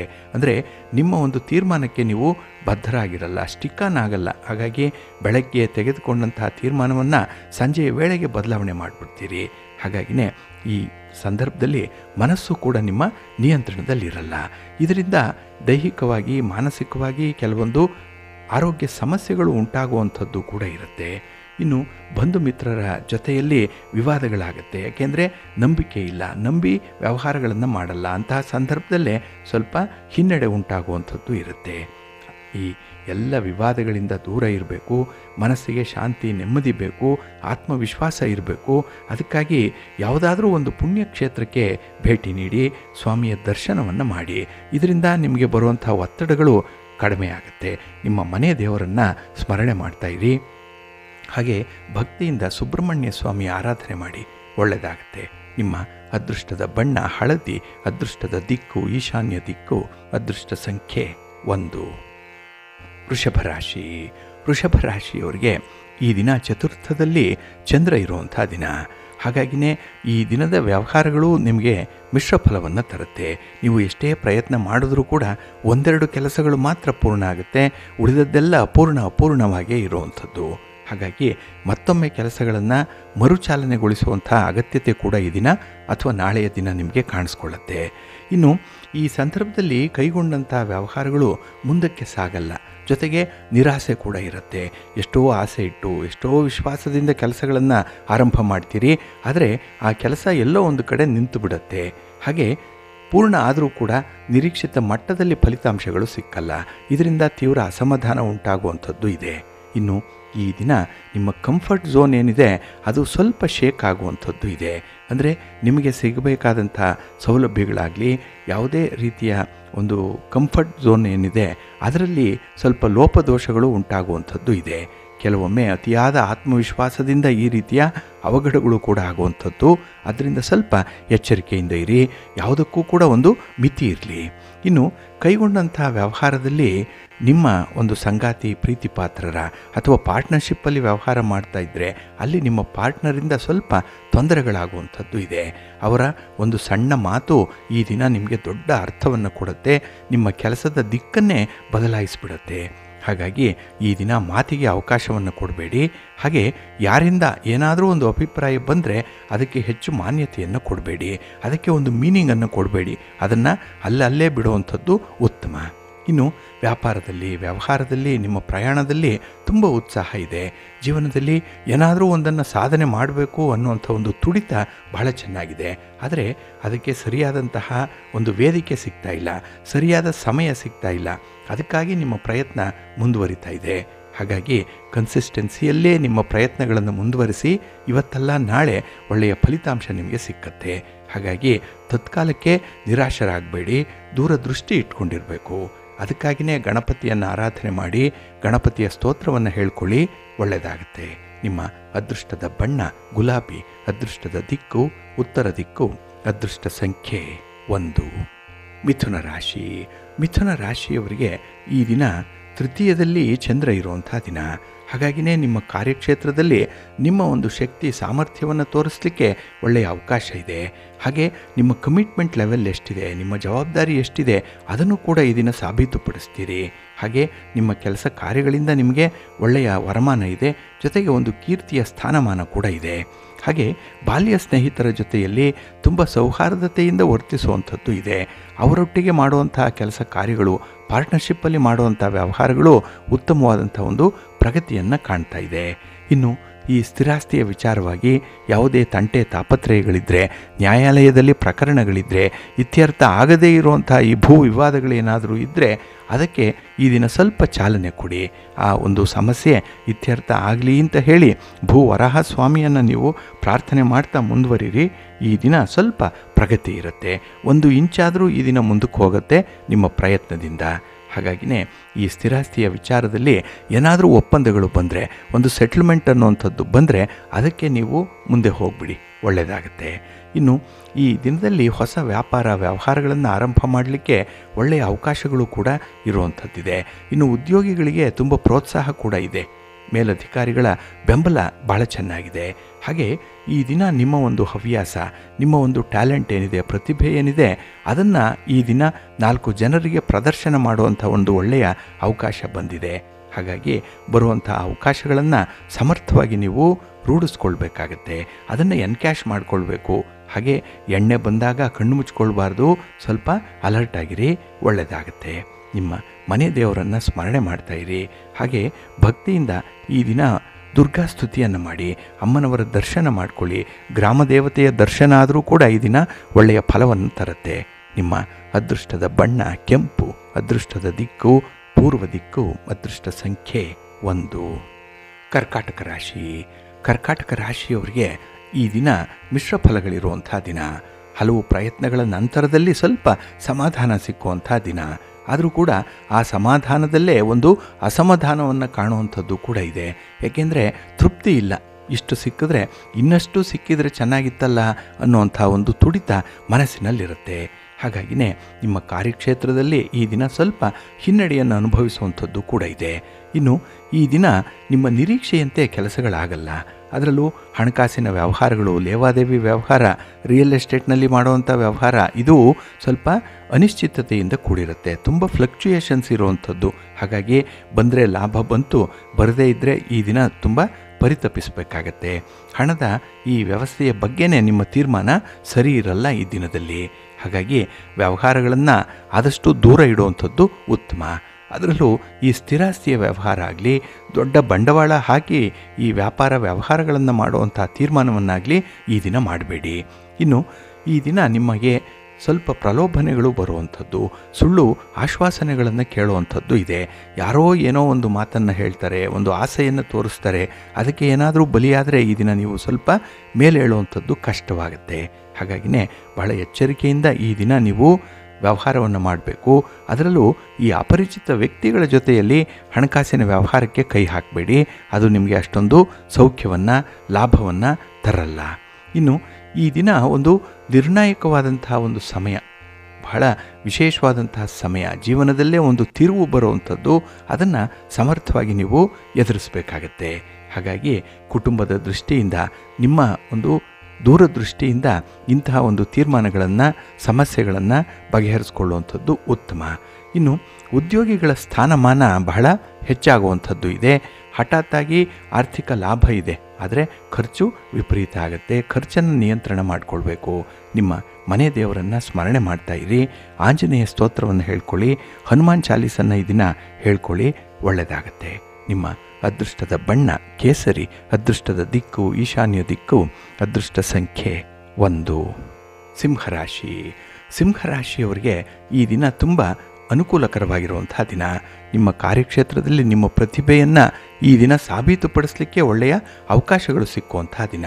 ಹಾಗೆ ಯಾರಾದರೂ ನಿಮ್ಮ ಕೆಲಸದ ಬಗ್ಗೆ, ನಿಮ್ಮ ನಡತೆಯ ಬಗ್ಗೆ ಹೊಗಳಿದ್ರೆ ಅತಿರೇಕಕ್ಕೆ ಹೋಗಬೇಡಿ.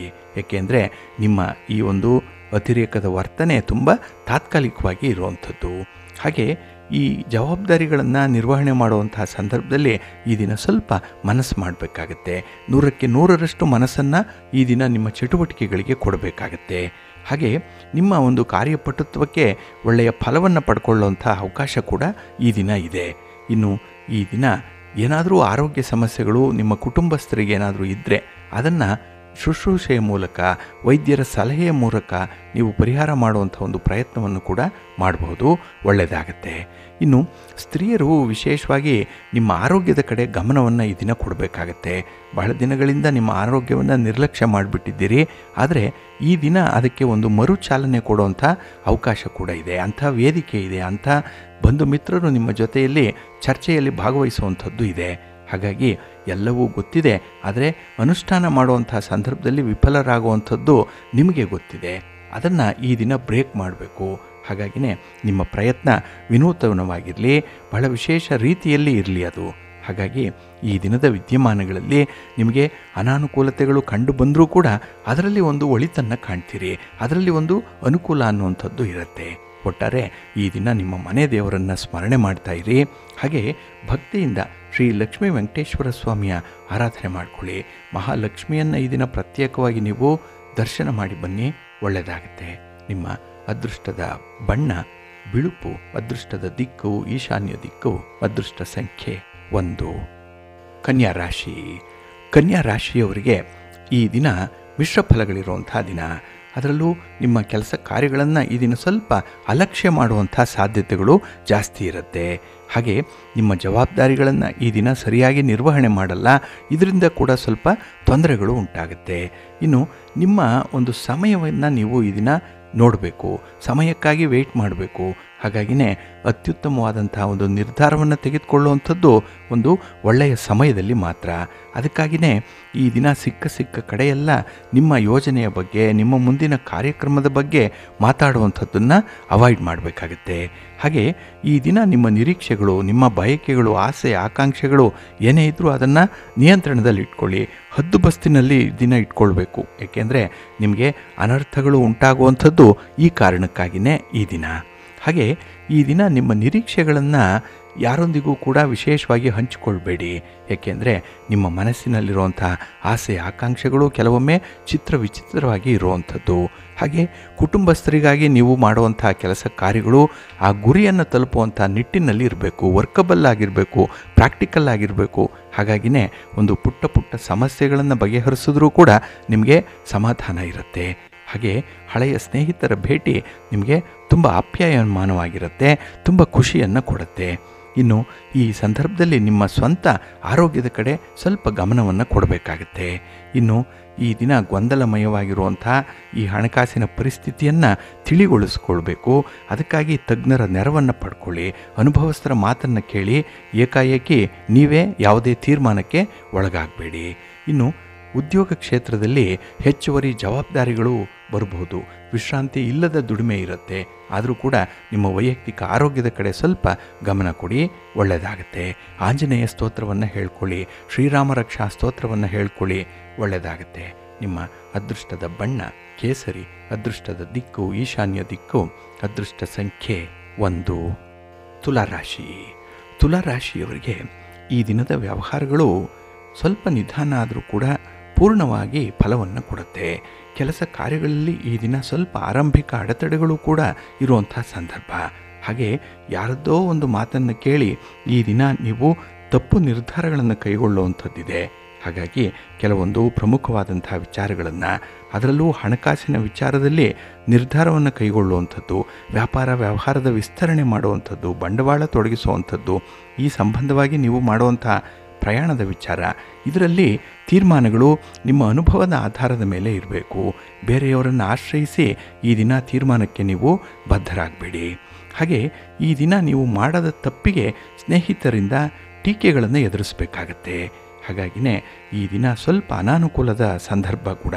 ಹಾಗೆ ಎಲ್ಲ ಕೆಲಸ ಕಾರ್ಯಗಳನ್ನು ನೀವು ನಿಷ್ಠೆಯಿಂದ ಪ್ರಾಮಾಣಿಕವಾಗಿ ಮಾಡಿದ್ರೂ ಕೂಡ ಎಲ್ಲೋ ಒಂದು ಕೆಲಸ ನಿಮ್ಮ ಸ್ವಯಂಕೃತ ಅಪರಾಧದಿಂದ ಆಗುವಂಥ ಒಂದು ತಪ್ಪು ಏನಿದೆ, ಇದು ತುಂಬ ಹೈಲೈಟ್ ಆಗುವಂಥ ಸಾಧ್ಯತೆ ಇದೆ. ಹಾಗೆ ಈ ದಿನ ಕುಟುಂಬ ಸದಸ್ಯರು ಕೂಡ ನಿಮ್ಮ ಒಂದು ಸಹಾಯ ಸಹಕಾರವನ್ನು ಮಾಡುವಂಥ ಸಂದರ್ಭದಲ್ಲಿ ಸ್ವಲ್ಪ ಮೀನಮೇಷ ಎಣಿಸುವಂಥದ್ದು ಇದೆ. ಅವರು ಕೂಡ ಸಮಯಕ್ಕೆ ಸರಿಯಾಗಿ ಒದಗಿ ಬರಲ್ಲ, ಸ್ವಲ್ಪ ನಿಧಾನವಾಗುತ್ತೆ. ಹಾಗಾಗಿ ತಾಳ್ಮೆಯನ್ನು ಕಳ್ಕೊಳ್ಬೇಡಿ. ನಿಮ್ಮ ಕೋಪವನ್ನು ಈ ದಿನ ಸ್ವಲ್ಪ ನಿಯಂತ್ರಣ ಕೂಡ ಮಾಡಿಕೊಳ್ಬೇಕಾಗತ್ತೆ. ಹಾಗೆ ವಿದ್ಯಾರ್ಥಿಗಳು ವಿಶೇಷವಾಗಿ ನಿಮ್ಮ ಗುರಿ ಏನು, ನೀವು ಅಂದುಕೊಂಡಿರುವಂಥ ಕೆಲಸಗಳೇನು, ನಿಮ್ಮ ಅಜೆಂಡಾ, ಯಾವ ಸಮಯಕ್ಕೆ ಯಾವ ಕೆಲಸ ಆಗಬೇಕು ಅನ್ನುವಂಥ ತೀರ್ಮಾನ, ಇದಕ್ಕೆ ನೀವು ಬದ್ಧರಾಗಿರಬೇಕಾಗತ್ತೆ. ಇನ್ನು ಇದ್ದಕ್ಕಿದ್ದ ಹಾಗೆಯೇ ಈ ದಿನ ಆರೋಗ್ಯದಲ್ಲಿ ಸ್ವಲ್ಪ ಏರುಪೇರಾಗುವಂಥದ್ದು ಇದೆ. ಅದು ನಿಮ್ಮ ಆರೋಗ್ಯ ಅಥವಾ ನಿಮ್ಮ ಸಂಗಾತಿಯ ಆರೋಗ್ಯ, ಕುಟುಂಬಸ್ಥರ ಆರೋಗ್ಯ, ಇದು ಬಹಳ ಮುಖ್ಯವಾಗಿ ಈ ದಿನ ನೀವು ಗಮನಿಸಬೇಕಾಗತ್ತೆ. ಅದಕ್ಕಾಗಿಯೇ ನಿಮ್ಮ ಮನೆ ಮದ್ದೇನಿದೆ ಅದನ್ನು ಈ ದಿನ ನೀವು ನಂಬಿಕೆಯಿಂದ ಅನುಷ್ಠಾನ ಮಾಡಿಕೊಳ್ಳಿ. ನಿಮ್ಮ ಇಷ್ಟ ದೇವರನ್ನು, ಮನೆ ದೇವರನ್ನು, ನಿಮ್ಮ ಕುಲದೇವರನ್ನು ಆರಾಧನೆ ಮಾಡ್ತಾಯಿರಿ. ಹಾಗೆ ಮಹಾಲಕ್ಷ್ಮಿಯನ್ನು ಈ ದಿನ ಪ್ರಾರ್ಥನೆ ಮಾಡ್ತಾಯಿರಿ, ಒಳ್ಳೆಯದಾಗುತ್ತೆ. ನಿಮ್ಮ ಅದೃಷ್ಟದ ಬಣ್ಣ ಕೆಂಪು, ಅದೃಷ್ಟದ ದಿಕ್ಕು ಈಶಾನ್ಯ ದಿಕ್ಕು, ಅದೃಷ್ಟ ಸಂಖ್ಯೆ 1. ವೃಶ್ಚಿಕ ರಾಶಿ. ವೃಶ್ಚಿಕ ರಾಶಿಯವರಿಗೆ ಈ ದಿನ ಸ್ವಲ್ಪ ಸಂತೋಷ ಇರುವಂಥ ದಿನ. ಅದರಲ್ಲೂ ಈ ದಿನದ ಕೆಲಸ ಕಾರ್ಯಗಳಲ್ಲಿ ನಿಮಗೆ ತುಂಬ ಆಸಕ್ತಿ. ಒಂದು ಪುಟ್ಟ ಕೆಲಸವನ್ನು ಕೂಡ ಬಹಳ ವಿಶೇಷ ಮುತುವರ್ಜಿಯಿಂದ ಮಾಡುವಂಥ ಇದ್ದು ಈ ದಿನ ಕಂಡು ಬರ್ತಾ ಇದೆ. ಅದಕ್ಕಾಗಿಯೇ ಈ ದಿನದ ಪ್ರಮುಖ ವ್ಯವಹಾರಗಳಿಂದ ಒಳ್ಳೆಯ ಫಲ ನಿಮಗೆ ಸಿಕ್ಕತ್ತೆ. ಕೆಲಸಗಳು ಕೂಡ ಪೂರ್ಣ ಆಗುತ್ತೆ ಈ ದಿನ. ಇನ್ನು ಈ ದಿನದ ವ್ಯವಹಾರಗಳಲ್ಲಿ ನಿಮ್ಮ ಒಂದು ಅನಿಸಿಕೆ, ನಿಮ್ಮ ಒಂದು ಊಹೆ, ನಿಮ್ಮ ಸಿಕ್ಸ್ತ್ ಸೆನ್ಸ್ ಹೇಳುವಂಥ ಒಂದು ಮಾರ್ಗ, ಭವಿಷ್ಯ, ಅದು ತುಂಬ ಅನುಕೂಲಕರವಾಗಿರುತ್ತೆ, ಅದು ಕೂಡ ನಿಜವಾಗಿರುತ್ತೆ. ಹಾಗಾಗಿನೇ ವೃತ್ತಿಪರ ವ್ಯವಹಾರಗಳು ಅಭಿವೃದ್ಧಿಯನ್ನು ಹೊಂದುವಂಥ ಎಲ್ಲ ಸಾಧ್ಯತೆಗಳು ಕೂಡ ಈ ದಿನ ಇದೆ. ಇನ್ನು ಉದ್ಯೋಗಿಗಳಿಗೆ ಸರಿಯಾದ ಮನ್ನಣೆ ಈ ದಿನ ಸಿಕ್ಕತ್ತೆ. ನಿಮ್ಮ ಶ್ರಮಕ್ಕೆ ತಕ್ಕ ಫಲ ನಿಮಗೆ ಸಿಕ್ಕತ್ತೆ. ಆದರೆ ಯಾವುದೇ ಒಂದು ಕೆಲಸ ಮಾಡುವಂಥ ಸಂದರ್ಭದಲ್ಲೂ ಕೂಡ ಅತಿರೇಕಕ್ಕೆ ಹೋಗಬೇಡಿ. ಕೇಡುಂಟಾಗುವಂಥ ಸಾಧ್ಯತೆ ಜಾಸ್ತಿ ಇರುತ್ತೆ. ಇನ್ನು ಈ ದಿನ ನಿಮ್ಮ ಕರ್ತವ್ಯ ಏನು, ನಿಮ್ಮ ಜವಾಬ್ದಾರಿ ಏನು, ನಿಮ್ಮ ಸೆನ್ಸ್ ಆಫ್ ರೆಸ್ಪಾನ್ಸಿಬಿಲಿಟಿ ಏನು, ಇದನ್ನು ಸ್ವಲ್ಪ ಪ್ರಾಕ್ಟಿಕಲ್ಲಾಗಿ ನೋಡಬೇಕಾಗತ್ತೆ. ಯಾವುದೇ ಒಂದು ಊಹೆಗೆ, ಯಾವುದೇ ಒಂದು ಒತ್ತಡಕ್ಕೆ ಒಳಗಾಗಿ ತೀರ್ಮಾನವನ್ನು ಕೈಗೊಳ್ಳಬೇಡಿ. ಇನ್ನು ಸ್ತ್ರೀಯರು ವಿಶೇಷವಾಗಿ ಕೆಲಸ ಕಾರ್ಯಗಳಲ್ಲಿ ಮೇಲುಗೈ ಸಾಧಿಸುವಂತಹದ್ದು ಈ ದಿನ ಕಂಡುಬರುತ್ತೆ.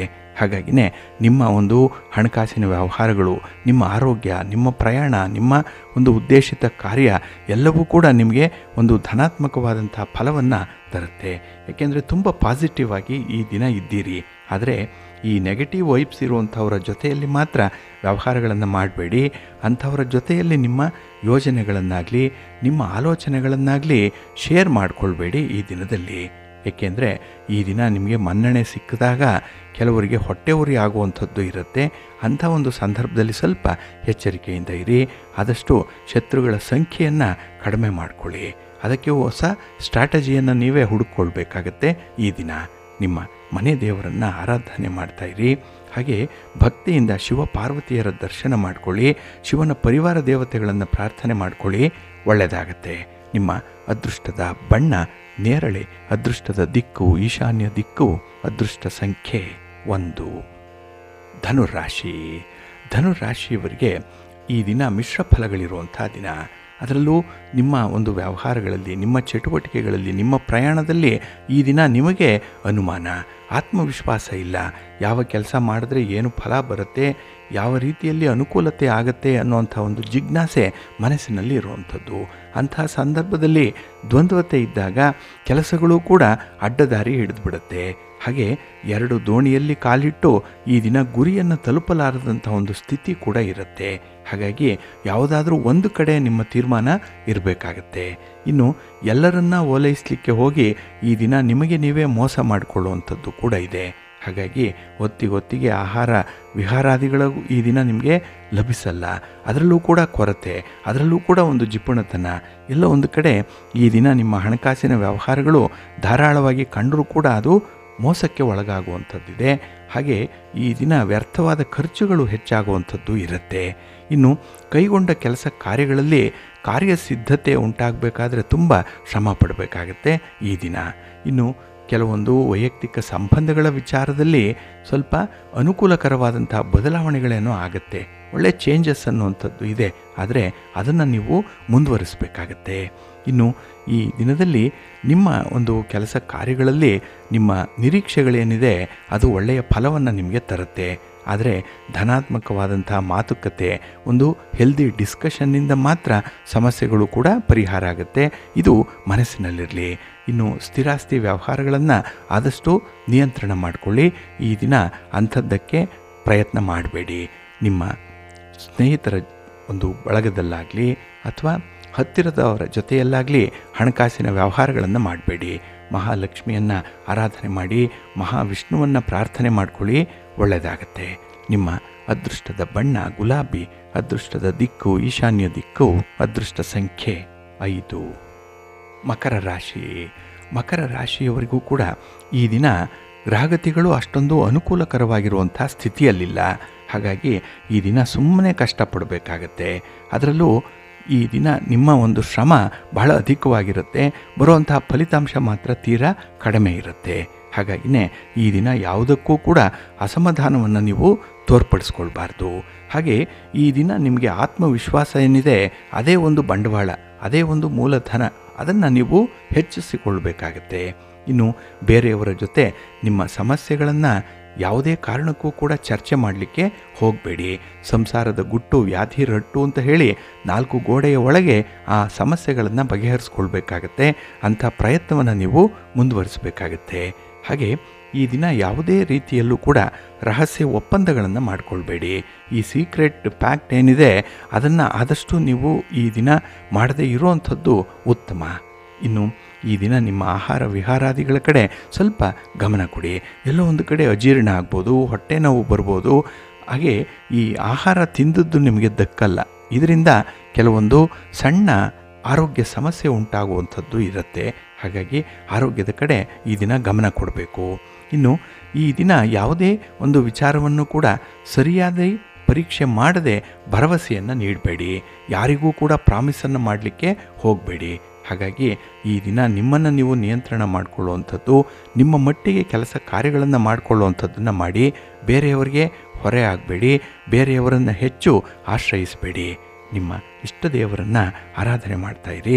ದುರ್ಗಾ ಸ್ತುತಿಯನ್ನು ಮಾಡಿ, ಅಮ್ಮನವರ ದರ್ಶನ ಮಾಡಿಕೊಳ್ಳಿ. ಈ ದಿನ ಒಳ್ಳೆಯದಾಗತ್ತೆ. ನಿಮ್ಮ ಅದೃಷ್ಟದ ಬಣ್ಣ ಕೆಂಪು, ಅದೃಷ್ಟದ ದಿಕ್ಕು ಪೂರ್ವ ದಿಕ್ಕು, ಅದೃಷ್ಟ ಸಂಖ್ಯೆ 2. ಕುಂಭರಾಶಿ.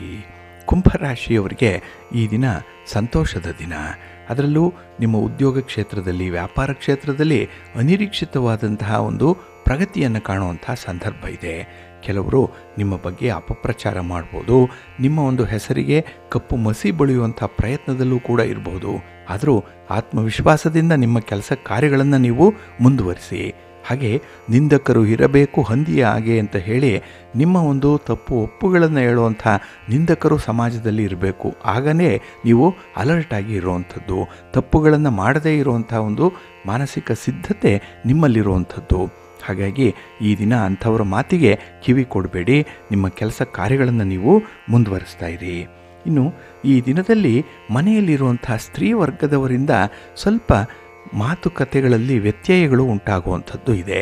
ಹಾಗಾಗಿ ಆಡಿದ ಮಾತನ್ನು ಆಡದೇ ಇರುವಂತಹ ಸಂದರ್ಭದಲ್ಲಿ ನಿಮಗೆ ಅವರ ಬಗ್ಗೆ ಅಸಮಾಧಾನ, ಕೋಪ ತಾಪಗಳು ಬರುವಂಥದ್ದು, ಇದನ್ನು ನಿಮ್ಮ ಮಾತಿನ ಮೂಲಕ ವ್ಯಕ್ತಪಡಿಸುವಂಥದ್ದು ಇರುತ್ತೆ. ಹಾಗಾಗಿ ನಿಮ್ಮ ಮಾತಿನಿಂದ ಈ ದಿನ ಎಷ್ಟು ಅನುಕೂಲ ಇದೆಯೋ ಅಷ್ಟೇ ಅನರ್ಥಗಳು ಕೂಡ ಆಗ್ತಾ ಇದೆ. ಸ್ವಲ್ಪ ಮಾತನ್ನು ನಿಯಂತ್ರಣ ಮಾಡಿಕೊಳ್ಳಿ. ಇನ್ನು ವ್ಯವಹಾರಗಳು ಬಹಳ ಚೆನ್ನಾಗಿ ನಡೆಯುತ್ತೆ. ಎಲ್ಲೋ ಒಂದು ಕಡೆ ನಿರಾಸೆ ಅನ್ನುವಂಥದ್ದು ಇರ್ಬೋದು. ಆದರೆ ಅತಿಯಾದ ನಿರೀಕ್ಷೆಯಿಂದ ನಿರಾಸೆಗಳು ಮಾತ್ರ ಆಗುವಂಥದ್ದಿದೆ. ನಿರೀಕ್ಷೆಗಳನ್ನೇ ಇಟ್ಕೊಳ್ಬೇಡಿ, ಯಾರಿಂದ ಏನನ್ನೂ ಕೂಡ ಎಕ್ಸ್ಪೆಕ್ಟ್ ಮಾಡಬೇಡಿ. ಆಗ ಜೀವನ ಬಹಳ ಅರ್ಥವತ್ತಾಗಿರುತ್ತೆ, ಒಂದು ರೀತಿಯಲ್ಲಿ ಮೀನಿಂಗ್ಫುಲ್ ಆಗಿರುತ್ತೆ. ಹಾಗೆ ಈ ದಿನ ನಿಮ್ಮ ಒಂದು ಆರೋಗ್ಯದ ಕಡೆ, ಕುಟುಂಬಸ್ಥರ ಆರೋಗ್ಯದ ಕಡೆ ಸ್ವಲ್ಪ ಗಮನವನ್ನು ಕೊಡಬೇಕಾಗುತ್ತೆ. ಹಾಗೆ ಬರಬೇಕಾದಂಥ ಒಂದು ಹಣ, ಬರಬೇಕಾದಂಥ ಒಂದು ವಸ್ತು ಈ ದಿನ ಬರಲಿಕ್ಕೆ ಸ್ವಲ್ಪ ಪ್ರಯತ್ನ ಮಾಡಿ, ಒಳ್ಳೆಯ ಫಲ ನಿಮಗೆ ಸಿಕ್ಕತ್ತೆ. ಇನ್ನು ವಿಶೇಷತೆ ಅಂತ ಹೇಳಿದ್ರೆ ನಿಮ್ಮ ಮೂಲ ದಾಖಲೆಗಳನ್ನು, ನಿಮ್ಮ ಅಮೂಲ್ಯ ವಸ್ತುಗಳನ್ನು ಈ ದಿನ ಸ್ವಲ್ಪ ಎಚ್ಚರಿಕೆಯಿಂದ ನೋಡ್ಕೊಳ್ಳಿ. ನಿಮ್ಮ ಮನೆ ದೇವರನ್ನು ಸ್ಮರಣೆ ಮಾಡ್ತಾ ಇರಿ. ಹಾಗೆ ಭಕ್ತಿಯಿಂದ ಈ ದಿನ ಅನ್ನಪೂರ್ಣೇಶ್ವರಿ ಸ್ತೋತ್ರವನ್ನು ಹೇಳ್ಕೊಳ್ತಾ ಇರಿ. ಸುಬ್ರಹ್ಮಣ್ಯ ಕಲಾವರಂಬಲ ಸ್ತೋತ್ರವನ್ನು ಹೇಳ್ಕೊಳ್ತಾ ಇರಿ. ಒಳ್ಳೆಯದಾಗುತ್ತೆ. ನಿಮ್ಮ ಅದೃಷ್ಟದ ಬಣ್ಣ ಬಿಳುಪು, ಅದೃಷ್ಟದ ದಿಕ್ಕು ಈಶಾನ್ಯ ದಿಕ್ಕು, ಅದೃಷ್ಟ ಸಂಖ್ಯೆ 1. ಮೀನರಾಶಿ. ಮೀನರಾಶಿಯವರಿಗೆ ಈ ದಿನ ತುಂಬ ಕನಸುಗಳು ನನಸಾಗುವಂಥ ಸಂದರ್ಭಗಳಿದೆ. ಹಾಗಾಗಿ ಈ ದಿನ ಹೊಸದಾಗಿ ಮಾಡುವಂತಹ ಕೆಲಸ ಕಾರ್ಯಗಳಲ್ಲಿ ತುಂಬ ಲವಲವಿಕೆ ಇದೆ. ಹಾಗೆ ಹೊಸ ಪರಿಚಯಸ್ಥರ ಜೊತೆಯಲ್ಲೂ ಕೂಡ ಈ ದಿನ ತುಂಬ ಕಂಫರ್ಟಬಲ್ ಆಗೇ ಇರ್ತೀರಿ. ಹಾಗಾಗಿನೇ ಈ ದಿನದ ವ್ಯವಹಾರಗಳಲ್ಲಿ, ಈ ದಿನದ ಪ್ರಯತ್ನಗಳಲ್ಲಿ ನಿಮ್ಮ ನಿರೀಕ್ಷೆಯಂತೆ ಫಲವನ್ನು ಪಡ್ಕೊಳ್ತೀರಿ.